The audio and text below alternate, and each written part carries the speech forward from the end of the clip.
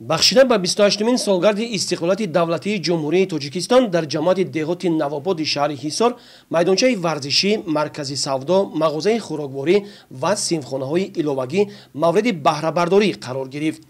зимни кушодашавии иншоотҳои мазкур намояндагони мақомоти иҷроии ҳокимияти давлатӣ қайд намуданд, ки боиси сарфарозист, ки ҷашни 28-мин солгарди истиқлолияти давлатиро мардуми заҳматпешаву бо фарҳанги ин минтақа бо рӯҳияи бунёдкориву созандагӣ истиқбол гирифта, барои бозҳам таҳким бахшидани пояҳои давлати ҷавонамон саҳми ватандӯстонаи худро мегузоранд.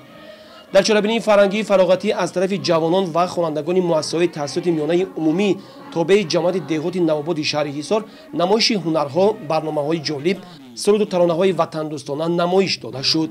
сараввал намояндаи мақомоти иҷроии ҳокимияти давлатии шаҳр ба сухан баромада тамоми сокинони ин минтақаро ба ҷашни 28-мин солгарди истиқлолияти давлатии ҷумҳурии Тоҷикистон табрик намуд. гуфта шуд, ки амалӣ гардидани чунин тадбирҳои созандаи ободкорона аз он гувоҳӣ медиҳад, ки мардуми шарафманди кишвар, хусусан соҳибкорони ватандӯсти мамлакат, ташаббусҳои ҳукумати ҷумҳурии Тоҷикистонро ҷиҳати саҳмгузорӣ дар ободии маҳал ва муҳайё намудани шароити созгор баҳри ҳамватанон дастгирӣ менамоянд.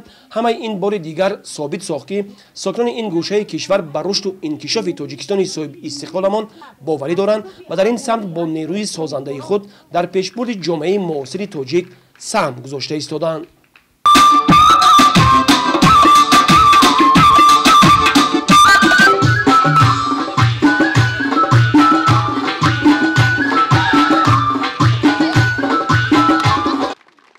барномаи фарҳангии фароғатии омоданамудаи хонаи фарҳанг ва хонандагони муассисаҳои таҳсилоти миёнаи умумии тобеи ҷамоати деҳоти Навободи шаҳри Ҳисор, ки аз шеъру тарона, рақсҳои ҷолиб, суруду мусиқии дилнавоз ва саҳнаҳои тамошобоб иборат буд, писанди ҳамагон гашт.